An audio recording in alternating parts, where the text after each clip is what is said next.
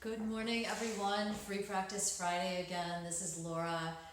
Today, I want to talk about honoring the way your body wants to move. I don't have any specific exercises planned for today. We did a couple videos ago, we did some spontaneous Qigong, just letting our bodies move in the way that they wanted to. And I taught a class last night, and really I'm starting to get into this, I'm starting to get interested in this idea of just letting your body move the way that you want to do. In our society today, we're so stiff, right? We're standing in line, we're not allowed to sort of sway back and forth. You think of little kids and you tell them to stop fidgeting, they're always moving around, they're always walking, playing, running, jumping. And if they're in a situation where they have to stand still, like they're with one of their parents at the grocery store standing in line, they don't always want to stay still. And we we tell them to stop fidgeting, to slow down, to just stand still, as if that's a bad thing to want to be moving around, when maybe, I don't actually know, maybe somebody else knows this, but maybe that is just the chi moving around in their body. Right, younger kids, ages 0 to 8 are in their, 0 to 8 in their wood phase, right? So they have this upward movement. The same thing with the fire phase from ages 8 to 33. So it's not surprising that that their energy just wants to move and that they want to move. And we lose that as adults. I don't know if that's part of our training when we're growing up, that, like I said, you're supposed to slow down, stand still, not fidget, or if that's something that actually would happen naturally. But you do see people that are very, very stiff. They're learning Qigong and they're super stiff. And so last week we worked on standing on a boat, and I was talking about how there's this rocking back and forth and that you're tilting your pelvis, and that you can try that standing in line or someplace where you have to stand still for a long time. And so I taught that in my class last night also, and people were getting it, and it's something that I didn't get immediately either, but the movements were still kind of like very stiff. There was this kind of stop and go, there was no flow to it, there was no, you're kind of painting a wall if you're doing Phoenix Ascends the Flames, and you're stretching forward or tilting forward and then rocking back. There's, they were getting it, but there was some stiffness there, which is to be expected in the way that, like I said, that we're kind of trained, or maybe this happens naturally, but, we're very stiff in our society. I lived in New England I was born in New England and lived there for about 25 years of my adult life, and it was, people were kind of standoffish there. There was this Puritan ethic, there was this sense of properness. There were a lot of really amazing people there, but there were also people who didn't want to interact. I lived in Boston for a long time, and it was maybe because it was a city and it was more of a go, go, go kind of energy, and everybody had their place to be. There was, there was a little more standoffishness. Maybe it's partly the more urban area. I'm not actually sure. I'm just kind of examining all this stuff. So again, if you have any thoughts on it, put them in the comments. You can go to my Facebook page and post there. I'll actually post a link to this video there, and you can comment there as well. But I'm no longer in New England. I'm still in the Northeast. I'm a little bit further south, and it's a more rural area. And people are really nice and will just talk to you on the street. And I joked one time in a Facebook group that I thought I would just go out and take a walk and spend my time waving to people who drive by, because that's what people kind of do here. And but even so, even though there's this kind of like looser, more laid back, kind of comfortable feeling, people are still a little bit stiff. So I hadn't really planned what I was going to say about this today, because I really haven't sat and thought about it, but it keeps showing up in my life, and I feel like I need to I need to kind of work with a little bit. So rather than doing specific exercises today, I want to play around a little bit more with some spontaneous qigong and see where that goes. So I'd be really interested to find out how you feel while we're doing this exercise, and did it feel uncomfortable? Did it feel awkward? So I'm going to back up a little bit so you can see my whole body. I do have my slippers on again today. It's summer, but we've been having nice cool nights, and so the house is a little bit chilly, and it's perfect temperature now. It's been in the 90s during the day, which is kind of horrendous, the 90s and humid, but right now slippers are good. So let's just start with a little bit of shaking the tree. This is also called shaking the 9 gates. And I did talk about this before, but we're kind of just bouncing up and down, right? I don't know if it's easier to see from the side. Bouncing up and down on my toes a little bit. You can also just keep your feet flat and bend your knees and just let your upper body bounce. So we're not taking our hands and going like this, moving our elbows to flick our wrists, moving our shoulders so that our elbows move. We just have our upper body kind of relaxed, lower body moves, and the upper body will bounce. We'll move around a little bit, not quite as much as if you were actively doing it, but to me it feels more like you're getting something out of it. You're letting the body move in the way that it needs to, rather than saying, I'm going to move my arms so that I can work out the kinks in my wrists, or I'm going to move my shoulders so that I can work out the stiff elbow that I have. So this is the first step. It seems to be the first step in really just loosening up and letting go of things. Then if we come back to standing, you can do this with your eyes closed if you know how your body wants to move. You can listen to me. I'll guide you through the movements that I'm doing.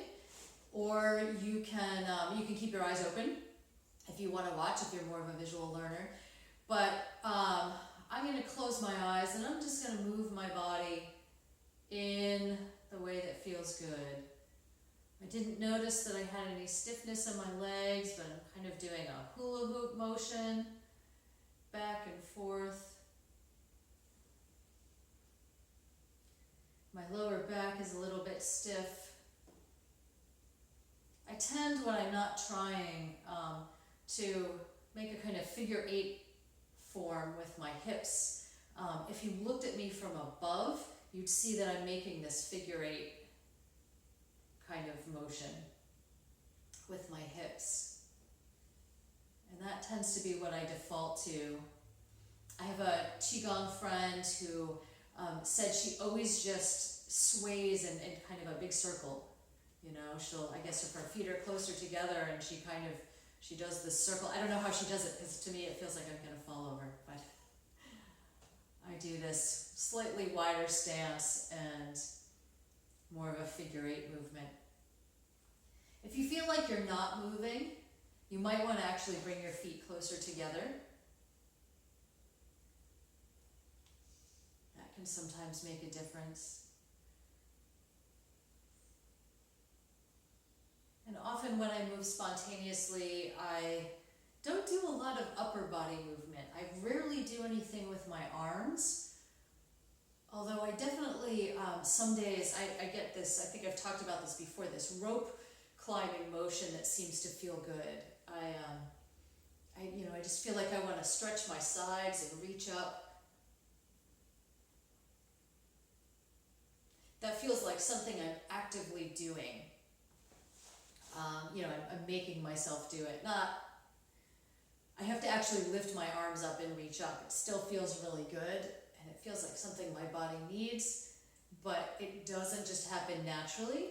The way, if my arms are down, and I'm cooperating a little bit more with gravity, my legs just tend to move. Sometimes you step off your spot. But I definitely tend to just let my arms hang gently by their sides and a lot of the movement seems to come from the hips, which makes sense in a Tai Chi sense, because they talk about the movement, the upper body movement coming from the waist, right? It starts in the feet, it's directed by the waist, and it's expressed in the hands.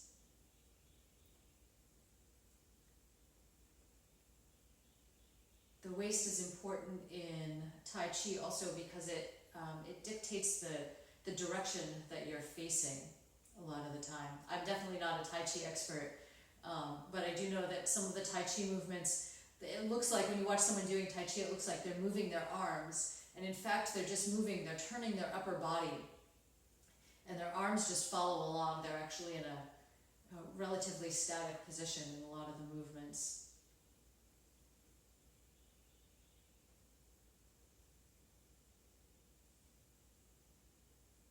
So I could just stand here and do this figure 8 movement all day. I feel like my upper body, it wants to get into it a little bit more, or my hips swing a little bit further, and that causes my upper body to sway a little bit. And of course, one of the rules is it should feel good when you're doing Qigong. So if there's something you're doing that doesn't quite feel good, then bring your attention back to your center and see if there's a different way that your body wants to move. And think about whether you're moving, if there's something that doesn't quite feel good, are you moving in the way that you think you should be moving? Or are you really just letting go and letting your body tell you what you need? Because I can't imagine that anyone's body would move in a way intentionally move in a way that hurts. There might be some aches and pains as you work the kinks out. I can periodically feel a little bit of pressure in my lower back, which is where it's sore anyway, and so maybe moving through these movements is helping to work those kinks out, but it's something that I notice, but not something that would distract me from the movement.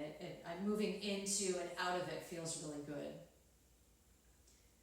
So it feels like it's the right thing to do.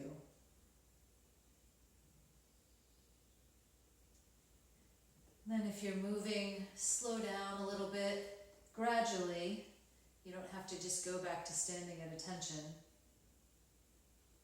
but just ask your body to slow itself down, ask your chi to slow itself down. If your eyes are closed, you might want to keep them closed, or you can slowly open them. I find it helps when I'm opening my eyes to just have a soft gaze at the floor, maybe 5 or 10 feet in front of me, so not straight down, but not high enough to be making eye contact if there are other people around. And we slowly come back to a relative stillness. There's no stiffness there. So if you need to move around or step off your spot, you can always do that.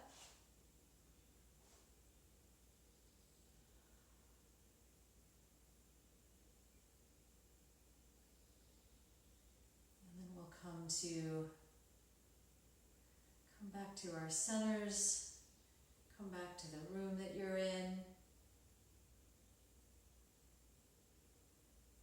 Check in with your body, see how it feels. I can still feel a little bit of back pain in there. I slept funny the other night, and I've never had the kind of back pain that's incapacitating, but there were some ways that I moved yesterday that were really, really painful. And I was doing a lot of if I had to lean over and pick up something, even if it was something small, just something off the floor, I had to push on my thighs to stand back up without pain, and I've never experienced that before, so I think I'm just working my way out of that.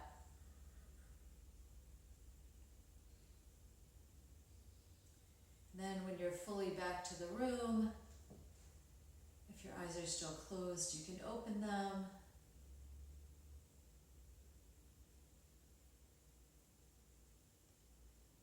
Focus on how your body feels. And then let's do a couple breaths. I will often close my class with 3 breaths. I don't always do this. I'm kind of inconsistent about it. I like to have a slightly wider stance when I do this. But you just breathe in, pull up the earth energy, pull down the sky energy, and then breathe out and let that energy spread throughout your body. Breathe in. Breathe out. Sighing always feels good. One last one. Breathe in. And breathe out. I'd be really interested in hearing about your experiences in this. And did you feel stiff? Did you feel comfortable? It can be really disconcerting sometimes to be told that you're allowed to do anything you want. We're so used to, especially when we're in a class, following the teacher and doing what the teacher says. And when there's a lack of structure or a lack of rules, it can be a little bit disturbing sometimes, or a little bit scary. And but it's great to be able to learn how to follow what your body needs, because that's what Qigong is about. I can give you exercises to do, but at the end of the day, it's you're modifying them in a way that works well for your body. You might be doing them the same as I do, or you might not. Or if you're practicing on your own, you might not know which exercise you might not have a specific exercise that you've been told to work on. And so it might be up to you to decide what exercise you're going to do that day, or what set of exercises you're going to do that day. And if you tune into how your body's feeling, it can really inform the Qigong exercises that you do during your session, and that can make for a much more powerful session. So I'd love to hear how things went with this, either in the comments, or like I said, I'll post this on my Facebook page also. That's facebook.com/Tao and Zen Healing, and you can let me know what your thoughts were about it. And I'll see you next week. See you later.